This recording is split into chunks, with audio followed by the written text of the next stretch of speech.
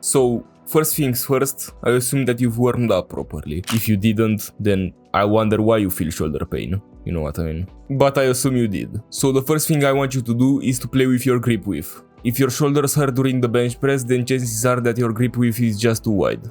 So I'd recommend you to go narrower. How narrow?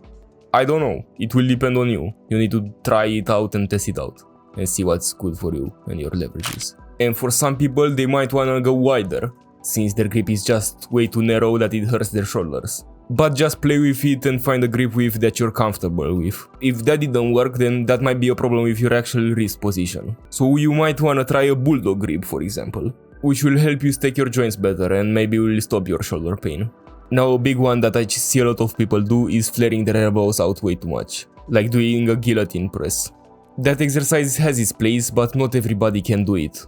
And you shouldn't use as much weight as you use on a bench press. Another thing that you might be doing is not properly aligning the bar with your eyes. The bar should be exactly above your eyes, so that it's perpendicular to your eyes. If you don't do that, you might have to move in a weird way when you re-rack, which might mess up your tightness, which leads me onto my next point, which is arching. You are supposed to arch on a bench press, it's not a powerlifting thing. Yeah, you shouldn't do those extreme arches, because you're not supposed to arch your lower back, you're just supposed to arch your upper back, which naturally will make a arch in your lower back.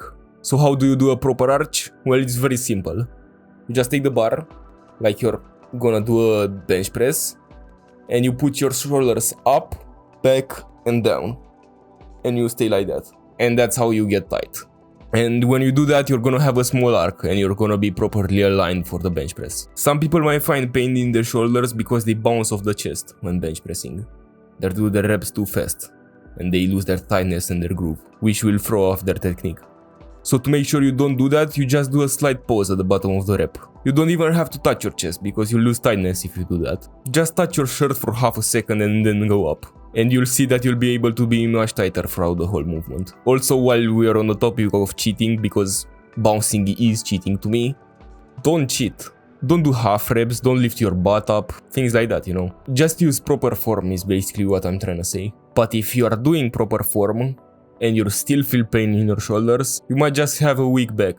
And that means that you need to train it. Of course, you probably do. But do the usual stuff, you know, don't skip the rows, don't skip the pull-ups, don't skip the deadlifts, and always tries to progress on them. Just like the bench press. I don't believe in the fact that you should do twice the volume you do for your chest for the back. That doesn't really make sense to me. But you should still do more volume. Though you might have a problem with your back. For example, if you have scoliosis, the weight might shift to one side. And that will put more pressure on one shoulder.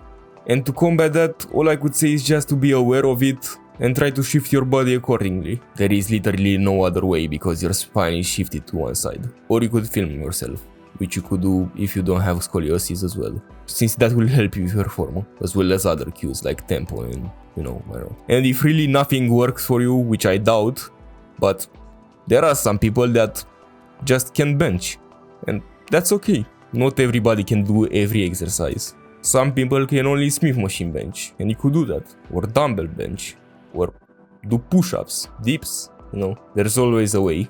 But I'm sure that for the vast majority of people, one of those things will work for them.